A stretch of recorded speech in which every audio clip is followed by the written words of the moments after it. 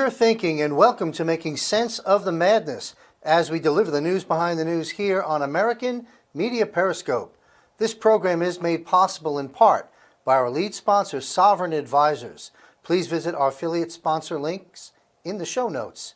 My name is John Michael Chambers, and tonight I have convened a power panel to help us make sense of the madness. We will be discussing the election crimes and the election crisis of 2020 and what's to come for America. Our panel is going to be joining us on our panel is Major Jeffrey Prather, Lieutenant Scott Bennett, Alex Newman, Alexandra Bruce, James Grunvig, and Susan Bradford. Now, we are adding additional programming to American Media Periscope. In addition to this program, Making Sense of the Madness, there will be 5 new shows before this year is through. And I'm proud to announce Shell Games, the first premiere show with show host Lieutenant Scott Bennett. This will air every Monday at 6 p.m. Eastern beginning next week. You do not want to miss the insights, intel, commentary, and analysis of Lieutenant Scott Bennett each and every week. Shell Games starts next Monday, November 23rd at 6 p.m. Eastern. All right. While American Media Periscope has a way to go in terms of development, I'm quite pleased with the progress of our channel to date. Please bookmark this site, AmericanMediaPeriscope.net, and sign up now to receive free newsletter each and every Sunday at 6 a.m. Remain informed, empowered, and connected, and I'll be right back to kick off our panel discussion. Money is about to change. There is a war against the Fed. There is a war against the global banking system. With a new law in 2020 that gives the White House control of the Federal Reserve, money is changing now. Take advantage of these trends. Massive profits can be found in this transition. At American Media Periscope, we trust Kirk Elliott, PhD, and Sovereign Advisors for advice. He has not 1, but 2 PhDs and 25 years of experience in the industry. Call him and tell him AMP sent you. 720-605-3900.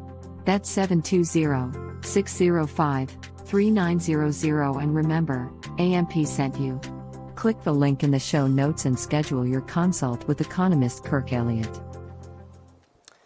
Well, as we said all along leading up to the election, that President Trump was going to win an historical, unprecedented landslide, both electoral college and popular vote.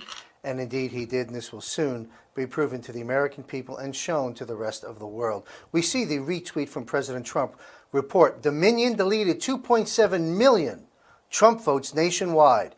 Data analysis finds 221,000 Pennsylvania votes switched from President Trump to Biden. 941,000 Trump votes deleted. States using Dominion voting system switched 435,000 votes from Trump to Biden. This was a retweet, as you can see, President Trump from OAN. So Trump won in a landslide. We'll find out exactly how many delegates down the line when this all shakes out, but it'll be far north of 300 in this one man's opinion. And I wrote about this. I wrote about this back at the very end of 2016 into January of 2017 in my book, Trump and the Resurrection of America. We spoke then at the time about the Diebold or Diebold computers, but the same mechanism that we've come to learn a lot about now with the scorecard and the hammer and now Dominion and so much that's coming out, that even though I wrote about it years ago, it's been going on for a while. The digital theft has been around besides all the other methods of theft, and thank goodness, along with everything else in President Trump's first term, this is now being exposed. Dominion and Diebold computers.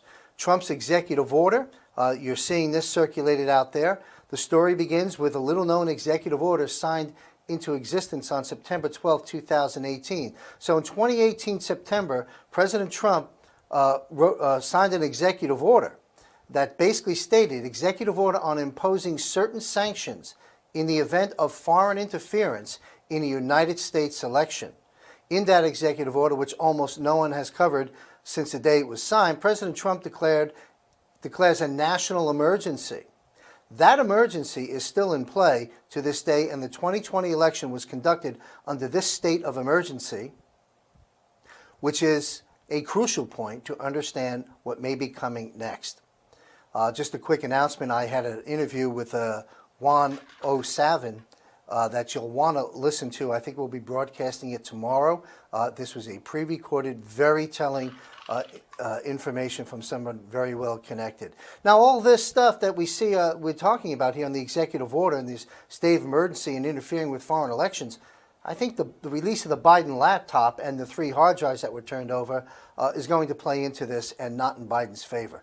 Of course, Sidney Powell, she said she will release the Kraken, if you will, and overturn the election results in multiple states. We are on it, and we are here to discuss this. We have a panel of 6 people. Each person will come on and talk with me for about 5 minutes or so, and then sit in what we call the digital green room, and then we'll convene all of the panel together for a roundtable discussion on the election crisis and the election crimes of 2020, our analysis, and also how we think this may play out in the up and coming weeks, couple of short months. And our first guest will have to vacate the premises, if you will, because he has previous commitments, so he will not be joining in on the full panel. But Major Jeffrey Prather is a retired Army officer and ex-special agent for the Drug Enforcement Administration who served for decades on the southern border. He's also served as Chief of Global Operations for the Defense Intelligence Agency and as Intelligence Officer Special Forces Group, and commanded an airborne PSYOP, a good friend to our program. And he'll also be launching his own show on American Media Periscope before this year is out. Please welcome back Major Jeffrey Prather. Hey, Jeff. Hi, welcome back. Thank you. Good to see you. Thanks for being here, sir. The interest of time, I'd like you to give us your 40,000-foot view in 5 minutes or so on what you feel the American people need to know from your perspective of what's happening right now with this election crisis. So it's really historic, and the election is really another covert operation. You got to remember that when Esper was fired because Trump realized that he was deep state, he put in Chris Miller. Inside the Special Forces community, Chris Miller is known as one of the horse soldiers who went into Afghanistan and wiped out the Taliban. He also was with the DIA involved in the rescue of Jessica Lynch. And he alerted other folks who then moved up, which is Ezra Cohen Wasnick, which very likely is actually Q himself, who has been inside DIA for a long time and is a Trump loyalist. And this is so groundbreaking, because what I'm hearing is Durham has done nothing, and Barr is getting ready to indict Wasnick. Which I think is new. But that's because WikiLeaks dropped the CIA station in Frankfurt, and a special missions unit raided it. And that was a CIA operation where the votes were being changed. Some of those other machines are the Dominion machines through Akami, which is a Chinese company. And DHS CISA, the Cyber Security Intelligence Security Agency, was actually in on that as well with Dominion and Akami. I have the IP addresses that go back to that. And so this has really turned into a covert operation and a counter-covert operation with patriots. It's CIA against CIA, essentially. And the Dominion stuff was running through a Massachusetts server and then going to Serbia and then coming back through there. And DHS, using CISA, Cyber Information Security Agency, was working with VoterWorks, which is a left-wing organization, a Soros-sponsored organization. Only the Air Force and Space Force, now we know why Space Force is so important, because Space Force stuff is secure. Everything else has been hooked up to the internet and leaked. And so this is really the great reset of the deep state versus the great awakening. And more is to come. You'll also see, I think, that Trump will triumph in Georgia and Arizona, but I think we'll also see some interdictions with Iran very shortly because of breaking the nuclear treaty of centrifuges. And my big concern is that Trump can get all this to the Supreme Court, and that the Supreme Court has now become constitutionalist because the system is much more corrupt and infiltrated than any of us have ever believed. So it's the Dominion voting through Massachusetts, going to Serbia, and then coming back. It's Akami through DHS and CISA. And it was the CIA involvement, which we've seen on lots of signatures, but this is a very direct signature.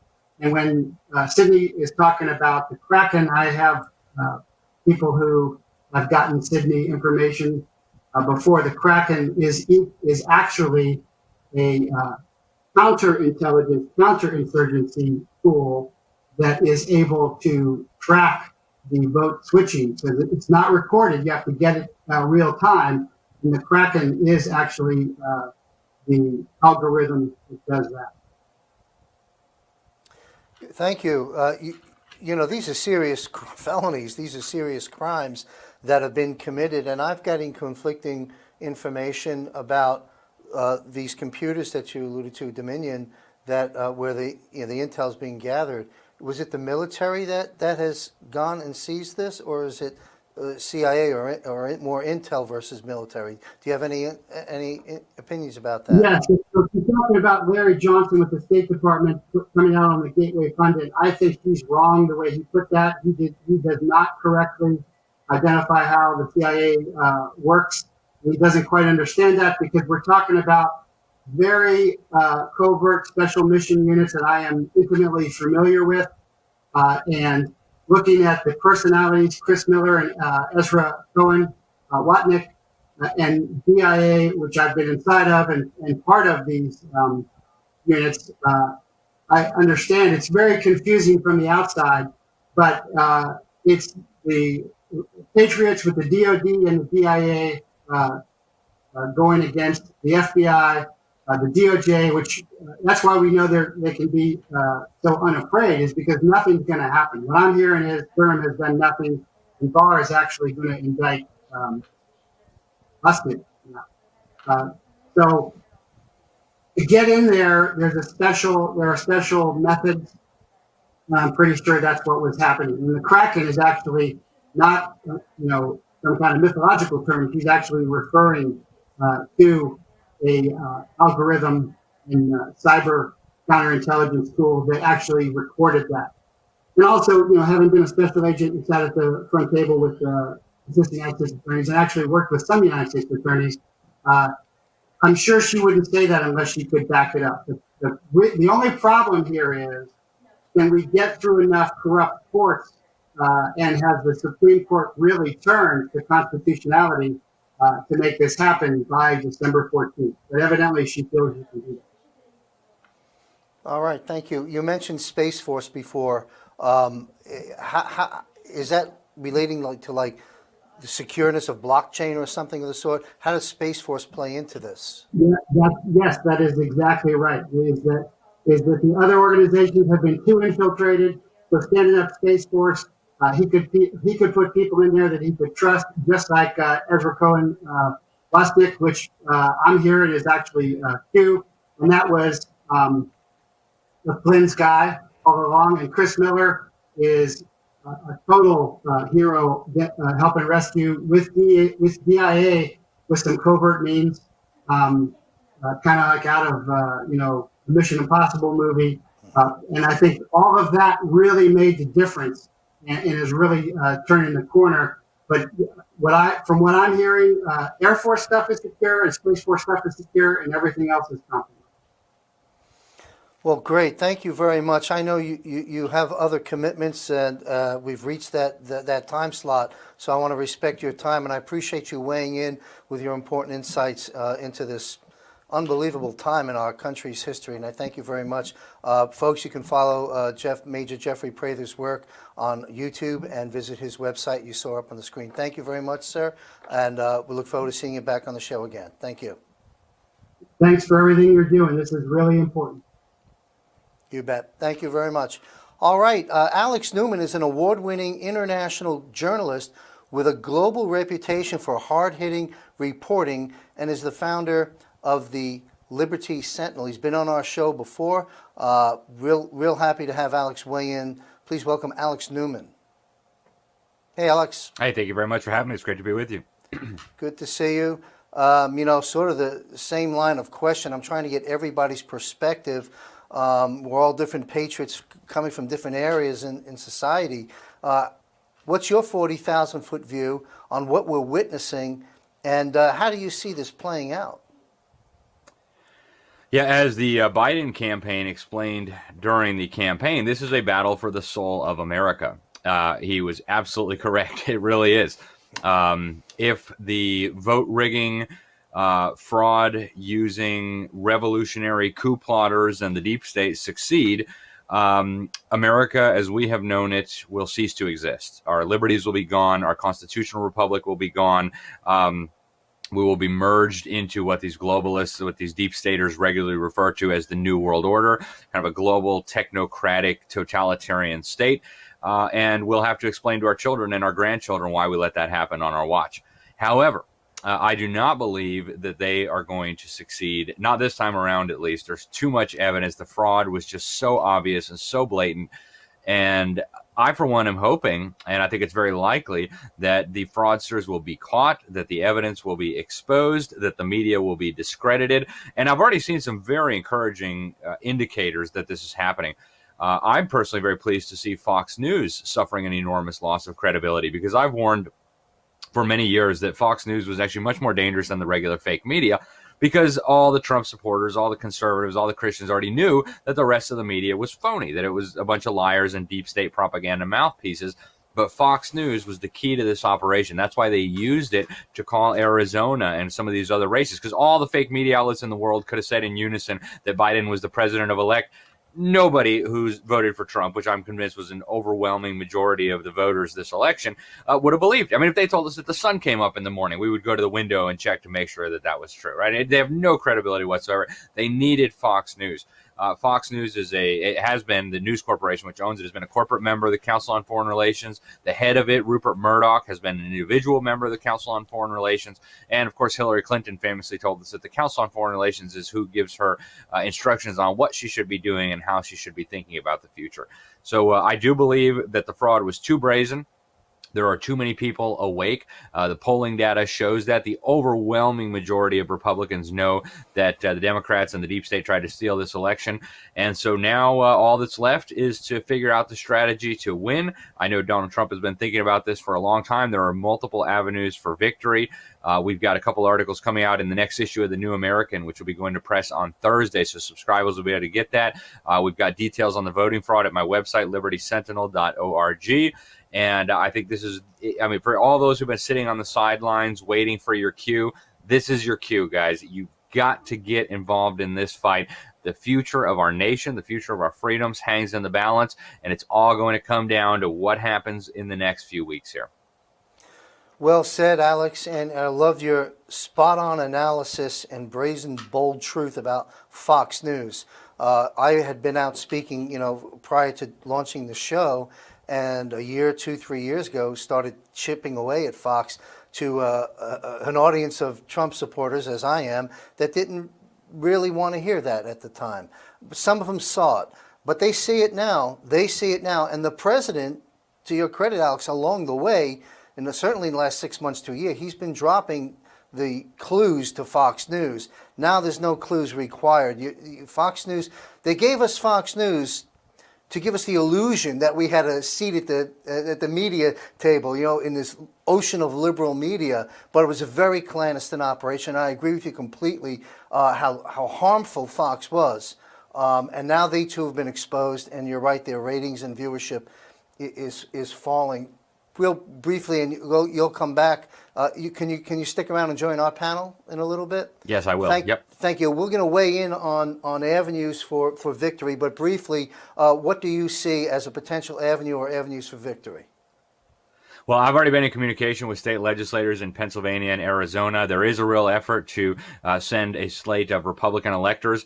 Barring that, if we can get the elections were so fraudulent in Pennsylvania, Arizona, Michigan, Wisconsin, Georgia, that even if we can just get those electors canceled, if that slate of electors can be canceled, nobody will get to 270. It'll go to Congress. 12th Amendment kicks in, and at that point, the Republican delegations in the House, each state gets one vote. At that point, the Republican-controlled delegations can elect Donald Trump to be the next president. And I think there's a lot of confidence in the Trump campaign that there are multiple paths to victory here, and one of them will be successful. Excellent. Well, great analysis. Have a seat in the digital green room, as it were, and we'll have you back on the screen in just a moment. Thank you. Alex Newman. Now joining us is Susan Bradford. Susan Bradford worked in the halls of power of London with the Atlantic Council and Parliament as a speechwriter. She was an establishment journalist who worked for CBS, PBS, and Fox News Channel. She's fully aboard with us. She's a deep researcher. Please welcome to our show author and investigative journalist Susan Bradford. Yes, hi, John. I hope I don't lose you tonight. I'm suffering from some technical difficulties, but it's very good to join you this evening. Good to have you. Your audio is loud and clear, which is most important, and it's great to see you. So I'm asking the same question of our panel. You could take it where you choose. We've got about 5 minutes or so until we convene collectively. But what's your 40,000-foot view on this crisis you see unfolding, and how do you see it potentially playing out? I think Trump is in full control of the election and its results. I believe that he very astutely a trap for the deep state. He knew back in 2016 and 2018 that the Democrats would try to steal the election. And so back in 2018, during midterm elections, he signed the executive order that essentially permitted the Department of Justice to seize the assets of any players who are any foreign interference in the election. That would apply to the media, to the Democratic Party, and those who had provided like material, financial, economic, any type of support to like foreign interference in the election. Case if in the event that were to happen, which it did, he would be able to seize their assets and prosecute them. And I believe that is what he's doing now. Today we just heard, as was discussed, that from Representative Louis Gohmert, that the U.S. Army apparently raided Germany to acquire the servers for Dominion. We know that the Dominion was deeply embedded within the Democratic camp. Even one of their executives. The vice president of Dominion, Eric Coomer, who's in charge of the software security, was an Antifa supporter. I think that Donald Trump, he anticipated what they would do. He set the trap. The Democrats, but they did. I think that they did it because they are very desperate for power. They are afraid of prosecution and are trying to avoid it. And I also think that they are so deeply compromised that they are actually being compelled to continue onward against all odds. And I think that the fact that I think it's evident that they do not even believe their own rhetoric. Kamala Harris has yet to resign from her seat on Capitol Hill. Wow. Yeah, interesting analysis. But you're absolutely right. President Trump set the trap. We got him. And now, as our previous panel guest spoke about as well, now we have to work our way through it to provide the evidence, irrefutable, overwhelming evidence, I might add, and then whichever path we have to securing the true votes is really what we're all waiting upon right now. And to our viewers, Susan Bradford will also be launching her weekly show right here on American Media Periscope as we grow, because we are now the news. So we're real honored and happy and look forward to your show. Your show will be launched here on this platform prior to the end of this year. So we look forward to that. Can you stand by in the digital green room? I absolutely can. Yes, I can. Excellent. Well, thank you. We'll have you back on in just a few minutes. SusanBradford.org.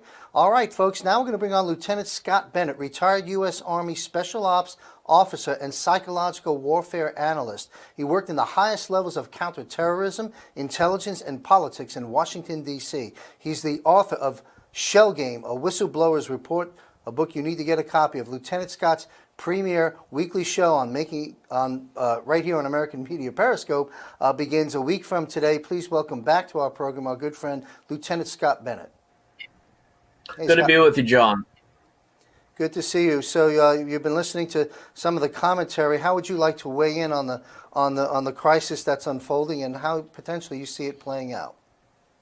Well, I think your commentary is all very sound, and I do think if any military assets are acquiring the technology and the servers and things that have been used to do this coup d'etat and election fraud, it'll all be eventually brought to bear. Sidney Powell is very efficient. I know her personally, and I'll never forget when she said we need an attorney general to bring in the fire hoses and clean out Department of Justice. I can't imagine a better person to do that than Sidney Powell. So I'd like to see Trump appoint her as attorney general or FBI director or someone in a capacity like that. So she is very, very efficient. I think she is bringing a lot of this to bear. My contacts that are out there already are sharing with me a lot of the legal advancements that are being made. There is some skepticism and danger and caution that people who have been in the military and these intelligence analytical circles are saying, and that is they just want to make sure that Trump is not being led down a wild goose chase in some of these technological investigations and things like that, because this is a very, very sophisticated electronic manipulation scam that was pulled, and there's a lot of trapdoors and ways for this to be covered up. So the cautionary advice that I'm getting from people that are on the ground out there is make sure that Trump knows and has the right technical people analyzing this. Lawyers are very efficient at presenting the facts and the testimony and the whistleblowers and things like that, but the technical analysis needs to be very, very tight. So that's something that needs to be looked at. And this is also a critical time because, as you know, you'll have a lot of people out there trying to fly their flag, trying to say that they're the best friends of the president because they're angling for some presidential administration job after the fact. And a lot of that ego can get ahead of the game, and it can be very disruptive to the mission. So I look at this like a military operation that is advancing on an enemy territory, and everyone has to be very, very tight. The president is the supreme commander, and he's got key lieutenants, and no one should be undermining or causing division because this is a critical time. Let's also review what the left are saying. Alec Baldwin's coming out with notes and tweets and messages that, quote, they should bury Trump, bury him and remove him. John, they intend to kill Donald Trump if he wasn't elected president again. I have no doubt that they would intend to kill him because they would not be able to chance him running in 2024. So I say that because the president needs to understand these people are psychotic, lunatic, murderous, raging fools. But this is a life or death struggle, and he needs to win this. I agree completely. There are multiple paths to victory, but he needs to recognize that this is an existential struggle for the life or death of the United States and the presidency. The Ocasio-Cortez and the far left and the Michael Moore, these lunatic, raging barbarians have no respect for the Constitution or individuality or property. They are absolute communists, and they are out of their minds, and they will exercise all means necessary to seize power. So we can't underestimate their savagery. I think they're incompetent fools that would be removed and shot down and eliminated in any sort of a civil war that may erect itself. But we have to be very, very cautious and recognize just how serious this is. And I'll say the president, when he raised his hand to uphold the Constitution against all enemies, foreign and domestic, means he needs to stand against these domestic enemies that are doing this. They are usurping and undermining the Constitution, the government of the United States.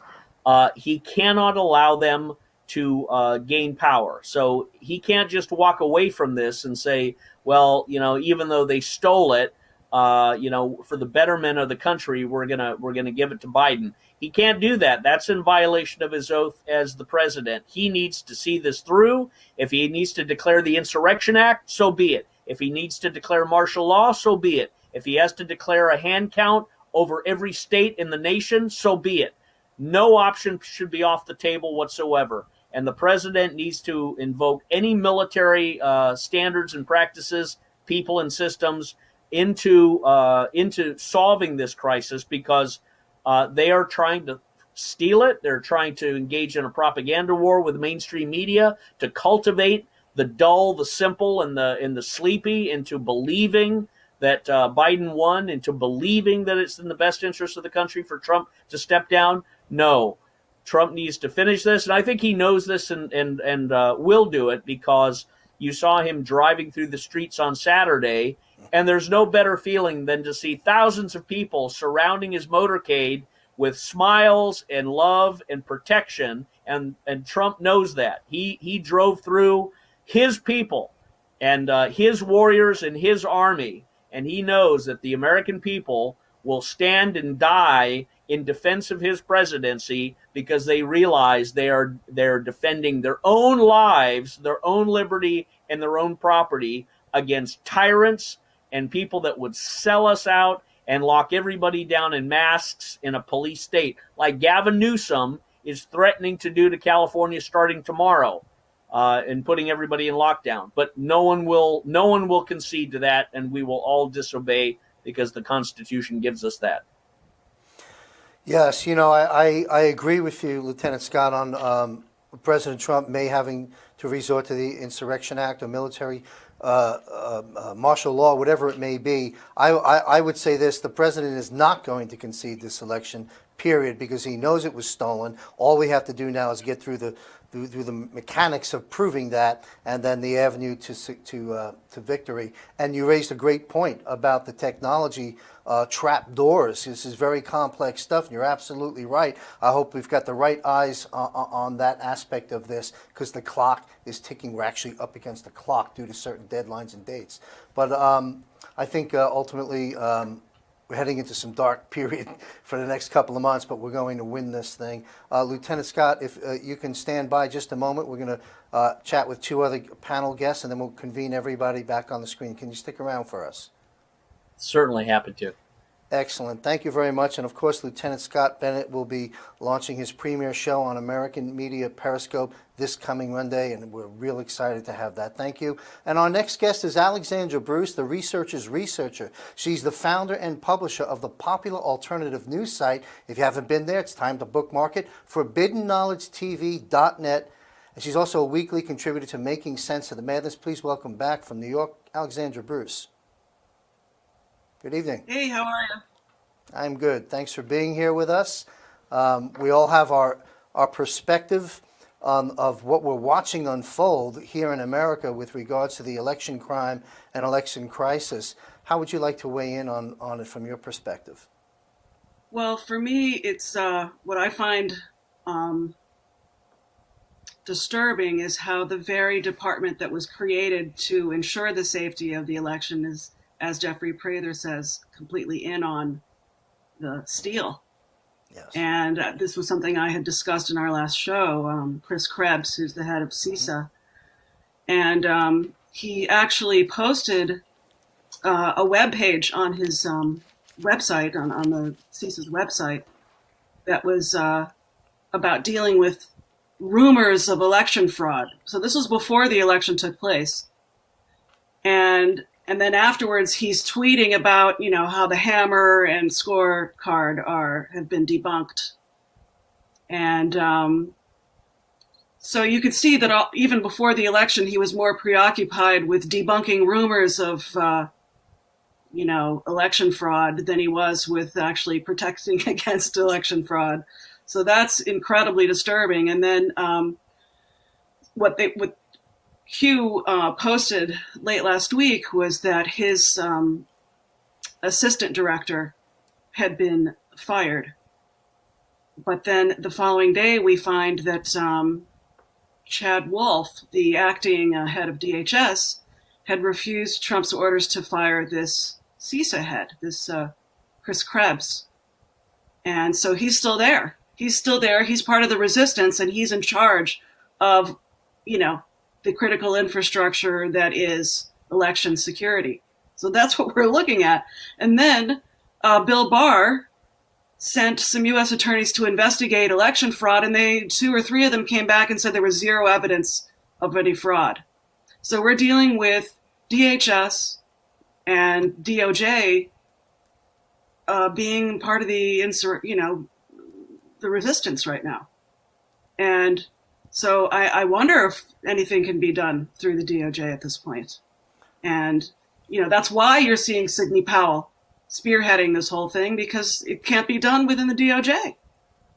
And so, I'm even thinking if it doesn't go to Supreme Court, it might have to go to a JAG court, it might have to go directly to a military tribunal.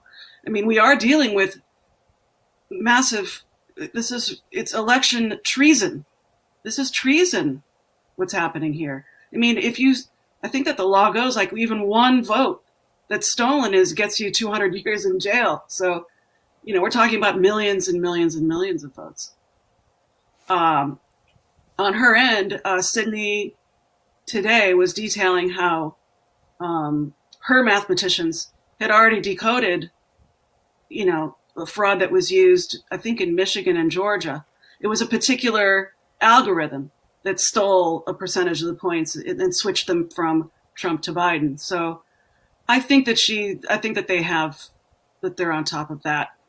And it's just my concern is how to prosecute this. I think you've raised a great point, and I agree with you. And that is, look, we may get some activity from Barr and Durham on some fronts. Once we get this under our belt, we may not. But in either case, I think we're going to have a little bit of both going on. I believe the president will exercise the options that he has available constitutionally and legally to sidestep the corrupt Justice Department and bring swifter justice through military tribunals, as you've stated. And also he would be able to bring civilians into military tribunals based on this clause and document that I introduced to the show a couple of weeks back. So I think you're right, and we'll see what's happening. Look, Jim Jordan tells us the hope on Durham and Barr is this: is Jim Jordan, who I have a lot of respect for, pretty much told us Durham's around the corner, but I have a lot of respect for Q as well, and Q's most current post has one word in it: Durham. So. But I believe I believe we're going to have to sidestep some of this as well in order to get swift justice and let people know we're not messing around. This will include people in the media. But Alexandra, can you stand by? We have one more guest to bring onto our panel, and then we'll convene everybody back for a roundtable discussion. Thank you very much, Alexandra Bruce. And now James Grunwig, a Making Sense of the Madness contributor as well, is an author and researcher. He's been published in the Epoch Times, Financial Times Foreign Direct Investment Magazine, the Huffington Post, and Vaxxter, VAXXTER, Vaxxter.com, among many other media outlets. Please welcome back from partial lockdown New York, James Grunwig. Hey, James. John, how you doing tonight? Good to see you. Well, same question, 40,000 foot view. I have a different take. Okay. Maybe Barr sent out the 3 resistors, or fake resistors to play possum, right? Oh, there's no election fraud. You know why? If you go back and read that September 12th, 2018 executive order on national security, talks about those people complicit. So, yes, these are foreign entities. So Dominion's overseas, Skittles overseas, Smartmatic, I think a Canadian company. But then anyone that helped these companies, could be in the United States, would be complicit. So it's sort of like if I go rob 3 banks, I guess that's 3 counts of robbery against James, right? If I go rob 3 more, that's 6 counts against James. Well, we're now seeing the Georgia recounts, started over the weekend, that they're continuing to do voter fraud, continuing to block transparency. And I'm wondering, all my friends are screaming me, how come no one's been arrested yet? How come Barr's not come out yet? What if they're collecting more information live, not just forensically analyzing in the past, but now they're being blocked in certain states. The rhinos and certain state legislators in Wisconsin, Michigan, and Pennsylvania are not doing their jobs. And the recounts in Georgia are basically a sham. And so I'm wondering, wouldn't it be interesting if they're collecting all these new counts of voter fraud, of interference, of collusion, of whatever it may be? So I'm going to give Barr another week or 10 days to see if he emerges. On Q, so Durham, that's all Q said, one word. Sure, it could be John Durham. You know what else it could be? Sidney Powell. She's born in Durham, North Carolina. So what is Q referring to? Sidney Powell or John Durham? I guess we're going to find that out soon enough as well. Great observation. I hadn't thought of that. As you were leading up to it, it clicked. That makes sense. Well, in either case, I'll take either one. I'll take both. But just a quick comment, James, on Barr and Durham, John Durham. I, for some reason, have faith in Durham bringing us some goods. And Attorney General, look, this is an intelligence battle, which is what you're alluding to. We don't know what we don't know, and but we will know soon. But in either case, I still believe the president will have to sidestep some of this and go another direction at the same time, because even if Durham and Barr are with us and unleashed, there's all kinds of problems in the court systems, as we well know. So, but the good news is we're coming after them. They've been exposed, and we have a clock ticking now. This isn't just talk, and we can maybe do it or not do it. We have no choice. We have to expose and take them down now, or we've lost America. So thanks for being with us, James. Sit tight. We're going to actually stay right where you are. To our producer, if we can bring on our full panel to kind of weigh in and check in with all of us. There we are. We've got James Grunwig, Alex Newman, Lieutenant Scott Bennett, Susan Bradford, and Alexandra Bruce. Major Jeffrey Prather had previous commitments he alerted us to, so he's not with us at this time. Thank you all for being patient and for sharing your perspectives, because the people watching this program really are looking for information, because they're not getting it from Fox. And so they have to go to alternative places, and there's plenty of sources out there in addition to ours, but your perspectives all gathered here together, I think, has been most valuable to people. And I want to make this announcement too. Since we got hit by the deep state, if you will, the Google boys of Twitter, of YouTube, our analytics are off the charts. And I'll start providing all that information because we're just up and running for 2 weeks. But American Media Periscope has turned lemons into a delicious pitcher of lemonade, and we're getting far more traffic than we were able to get on the other platforms. So I appreciate everyone watching us and sharing AmericanMediaPeriscope.net with everybody out there. So, it's a little difficult for me to properly run a 6-panel board. I don't know why I do this, but I do. Here we are. If anybody would like to, just raise your hand if you'd like to comment and kick off a conversation. That didn't work. Let's go to Alex Newman. Alex, we've listened to some other perspectives from our other panel guests. What are your thoughts? Anything come to mind that you'd like to tackle with regards to this subject? Well, there's a couple of things that come to mind. And we warned back in September that there was going to be an attempt to have a color revolution here in the United States, basically to overthrow the Trump administration, but not just the Trump administration, the will of the American people, and even our constitutional republic itself. And we warned that was going to happen, and election fraud, of course, was a key part of it. But the most central element of it, in terms of it being able to succeed, is control of the narrative. As long as the deep state can control the narrative, they can get their way. And so I think one of the most important things that people can do right now is work on destroying the deep state's ability to control the narrative. And there are several ways of doing that. One is to for example, share this show, right? Share your website. Also, people can subscribe to legitimate publications out there. I write for the New American Magazine and the Epoch Times. Those are both excellent sources of news. They can't be censored by the big tech totalitarians because they show up in your mailbox, right? So we need to work on ways to bypass the fake media and also the deep state tentacles masquerading as social media companies like Twitter, like Facebook, like YouTube, and all the rest of them. So I encourage people, if you haven't done so already, subscribe to the print publications that are bringing you the truth. Migrate, even if you have to do it gradually, migrate away from the platforms controlled by the big tech totalitarians, Twitter, Facebook, YouTube. Quit using Google, for crying out loud. Move on over to better platforms. There's Parler, there's Gab, there's MeWe, there's BitChute, there's Brighteon, there's Rumble, and I could go on. As far as search is concerned, don't use Google anymore. You're basically giving them your data and letting them spy on you in exchange for being manipulated with propaganda. They've gotten more and more extreme in trying to bury the truth, trying to bury any perspective that's conservative, that's Christian, that's true, that's accurate. Right? They are only interested in promoting the deep state agenda and the deep state's narrative. And so there are great alternatives out there. I encourage everybody to get involved. And one of the ways that you can help bypass the big tech totalitarians is by sending stuff out by email and by using regular mail and by calling people on the phone and by going to visit your neighbors in person. We've got to destroy their monopoly on the means of communication, or we will end up as slaves. Excellent commentary and good marching orders for all of us. Anybody else like to bring up a subject, comment, or weigh in? Well, I could just say something Hi, quickly. John. Go ahead, Alexandra.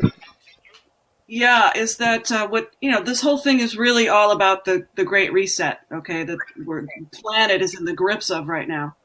And big tech is a huge part of it because it is about a new financial system ultimately.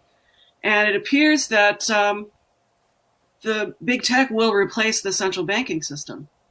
They all are working on their own cryptocurrencies. And so that's just an observation that I've made, is that, the tentacles that they have into everybody's life and their data is exactly what the central banksters want. And so I think so we've seen them just really act on their behalf. The censorship it's just completely surreal. It's so dystopian and insane what's been going on. Oh, it's off the charts right now, and I think it's going to get worse between now and our victory, because they don't want that victory to be known. I just have to ask. I know Lieutenant Scott wants to weigh in, but Susan, we've got an image of you, and I want to be fair. Did I hear you try and chime in a moment ago? You did, and I apologize for the technical difficulties I'm having on my side. What I was wanting to say is that the greatest control that the deep state has on us right now is psychological, and they're trying to maintain false narrative, and they're essentially gaslighting the population. What Trump is very carefully doing is exposing the deep state, actually forcing them to expose their own hand, and so in the process, all of their various the media and the Democratic Party itself is imploding before our eyes. Sidney Powell has tweeted that Trump may very well have won each state. He definitely won the popular vote. We know that this is going to the Supreme Court, where it will likely be decided in his favor. If it doesn't, it will be decided in Congress, where the Republicans have the majority. So I think the trick now for him is to awaken the American people. He knows that they're behind him, and I think this a Million MAGA march that took place over the weekend does show the overwhelming public support. And it reminds me of the role of the Voice of America during the Cold War, where our government broadcasted to the Eastern communist states that the federal government was behind them. They could speak out and overthrow, the criminal communist government, and that we would be, our government, the federal government, would be behind them. And I think that's what Trump is doing now. He is signaling to us that the deep state is illegitimate. They are exposing themselves, and the people, for the first time, have both the confidence and the motivation to come forward and support him. And we're seeing like an overwhelming level of support and activism that never would have been possible, even back in 2016. So I'm very encouraged by this, and I don't have a doubt in my mind that that Trump will see a second election or a second term in office. Excellent. In my opinion, there's probably north of 80 million people in America that support this president, and we had a nice display of that in Washington these last couple of days. The people are with the president, and that's something that they're not going to be able to squash. Lieutenant Scott, do you care to weigh in? Well, from a military perspective, John, anger has a very positive and force multiplying effect. Not reckless anger, not emotional selfishness, but anger in defense of a righteous cause. And nothing is more righteous than the liberties that God has given you, the Constitution that God has given you, the family God has given you, the job, the vocation, the property that God has given you. All, a man can receive nothing except it be given him from heaven. And every good and perfect gift cometh down from the Father of lights. These are sacred, eternal truths that we as Christians value and honor.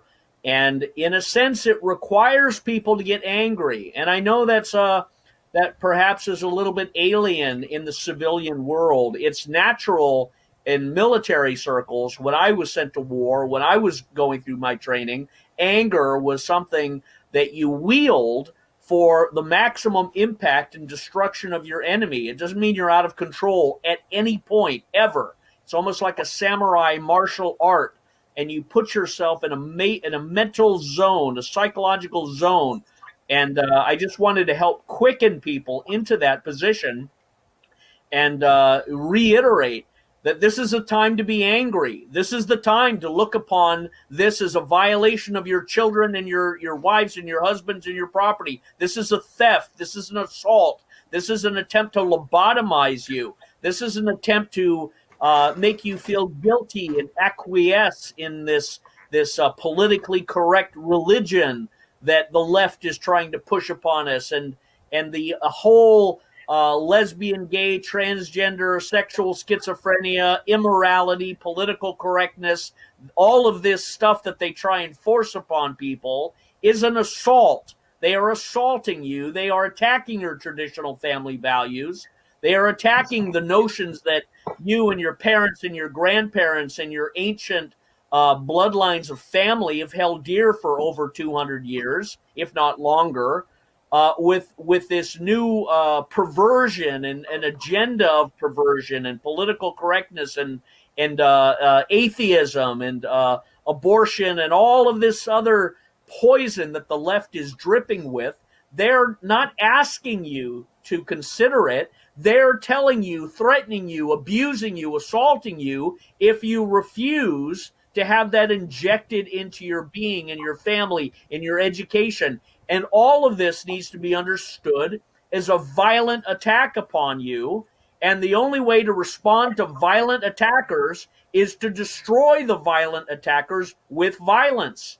And I don't mean anything other than righteous violence, but when someone is assaulting or attacking or coming at you with a club or coming at you with a blowhorn or your family, you have to be prepared to stand your ground intelligently and defeat the attacker. That's what Donald Trump is doing. That's what he's awoken in people since he was first elected.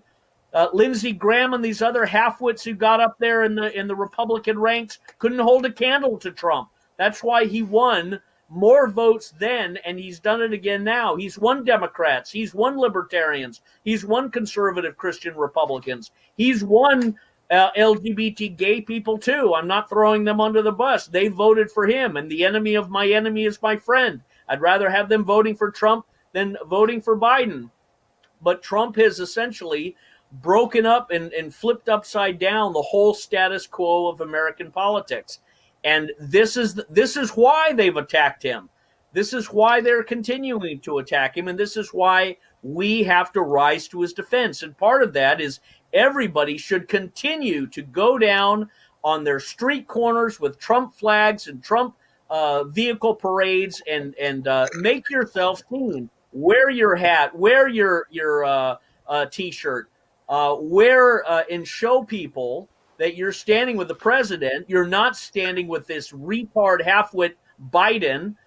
You are actually up there standing for the Constitution and liberty and the free election. And don't back down. Don't apologize for people. Be prepared when idiots are screaming and yelling that you have a response. And this is very, very critical, because that's how the left wins. They bully and push and intimidate people into silence, and we have to respond with a louder voice and a more militant spirit, because we've got right and the Constitution and the families on our side. The left have nothing but the fantasies of communism and humanism. That's at the heart of the left, is a existence without moral law, without God, without natural law, and somehow they escape the eternal judgment of actions having consequences. This is at the heart of the leftist. It's madness, it's insanity, and it's coming out as violence. But we have to be prepared, and we have to answer. And some people, John, we shouldn't have anything to do with. We shouldn't want to be part of anybody in their idiotic ideas or the propaganda. So in this holiday season, this is a time to choose your friends and choose your family wisely, and separate yourself from the sheep or the goats, and these people that are pushing lies have nothing to do with it. What fellowship has light with darkness? So let's continue to be light and shine brightly, and not have anything to do with the unfruitful works of darkness. Go ahead. Yes, well, thank you. You're very clear. We're at war. There's no question about it. And the violence you're referring to, talk to the people that were having dinner in Washington over the weekend that were the recipients of baseless, ridiculous, dangerous violence. So your points are very well taken. A lot of great perspectives. James Grunwald, you always weigh in with a unique view of things. Anything on your mind you'd like to share with us? Well, we've lost your audio, James. We got you. All right, sure. 2008, the financial crisis. What happened? It low tide. All the redemptions came in, all the margin calls came in, and what else happened? All of the feeder funds that are connected to all the pyramid schemes were exposed. 110% exposed, completely exposed. Bernie Madoff and the rest of them, right? The whole thing collapsed. What do we have in 2020? We have the COVID hoax being exposed. We had the color revolution being exposed. We've had the false flag with George Floyd being exposed. And to end the year properly, we now have the voter fraud scheme exposed. And voter fraud in the United States has been going on for at least my entire lifetime, and probably much longer. And so this is, I'm going to have to say this is very good for America, right? It's very good to finally expose the corruption in the media, expose corruption in technology. The Great Reset, by the way, is the one that created the financial crisis. The Great Reset team's the one that put out the plandemic. The Great Reset wants us to take COVID vaccines next year, and the Great Reset wants to throw a coup in the United States and get Donald Trump and all of Trump's supporters removed, because he and we stand in their way of their plans of a one world government. Well said. This is the Great Reset versus President Trump's global financial reset, two completely opposite things. And as I was listening to you, James, what's coming to my mind through your comparisons of '08 and now, which is an awakening, this is dark to light, but we're moving not dark to dark. We could be if we lose it, but we're moving dark to light. There's no question about that. Anybody else would like to weigh in on a closing comment? Feel free to do so. I hope everybody will be praying. We have a very serious situation on our hands. Our nation, our future, our liberty, our children, all hangs in the balance. And without God, we're already as good as done for. So I agree with the lieutenant's comments. We really need to rely on God in these trying times, and trust that His will be done. He's going to be on the throne no matter what happens, and pray that justice would come, evil would be exposed, and that we could enjoy another century of liberty and family and constitutional Christian republic that we can pass on to our children and our grandchildren. Well said. Beautiful. And Susan? John, let me Yes, say yes, go. something real quick on that.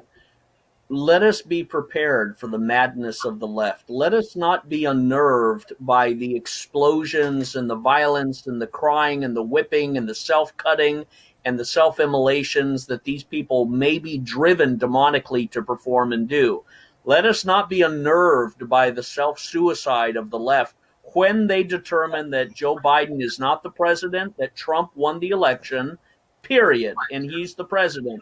Be prepared for the psychological attempt to traumatize you by the left, the violent threats by the CNN and Anderson Cooper and all of these traitors.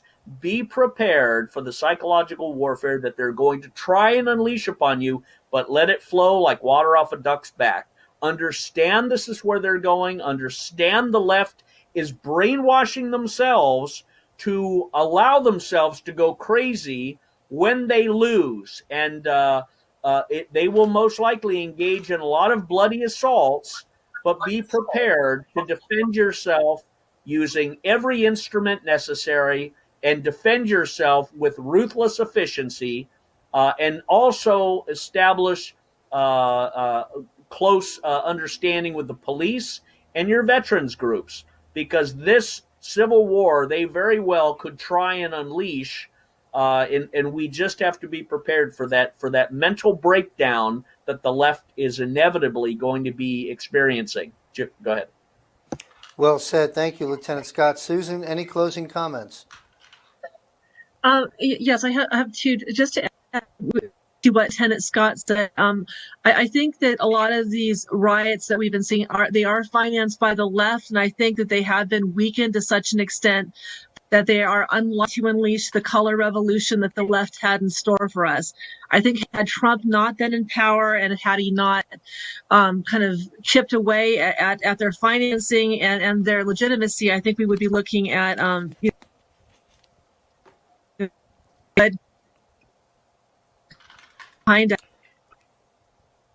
We've got Trump cannot do this on his own. The left has tried to infantilize the American people. So Trump is exposing the deep state and the criminals within our government and in the media for who and what they are. It's up to us as the American people to empower ourselves and to do our part to clean up the government and take back our country. Well said. Good advice from Alex, Lieutenant Scott, and Susan Bradford. Alexandra, any closing comments? I just want to agree with Lieutenant Scott also that we have to remain strong against this mind control that's coming at us. And I've been going up and down. I mean, not as much as I'm proud of myself actually, but yeah, when I saw that what happened with the U.S. attorneys and with this guy who was in charge of CISA, I really lost heart, for a few hours, and then I began to understand that maybe this is a counterintelligence operation, and that I don't know what I don't know about what's going That's on right. too. That's a very good stable datum when it gets a little rough. We don't know what we don't know, and God is in control. Thank you, Alexandra. James Grunwald, closing comments to wrap up our show. Sure. I'm going to close with a divine positive. End of the month on 11:30 is going to be a lunar eclipse. Dark. Donald Trump was born under a lunar eclipse. How interesting. Better than that. On 12/14, the Electoral College gets together. 12/14 is a solar eclipse. Light. Interesting. Q is the number 17. Well, the 17th book in the Old Testament is Esther. Esther's all about reversal. Well, look at this. We got a lunar eclipse. Donald's born under a lunar eclipse. We're going into light. We're going into a reversal of fortune. Donald Trump is going to be the next president of the United States for sure. It is written above and beyond us. Music to the panel's ears, music to my ears, and as always, an interesting perspective from investigative journalist, researcher, and author James Grundvig. I want to thank our panel very, very much for carving out time out of your life to share with American people. Stay safe, and God bless our panel, and God bless this country. Thank you all very, very much.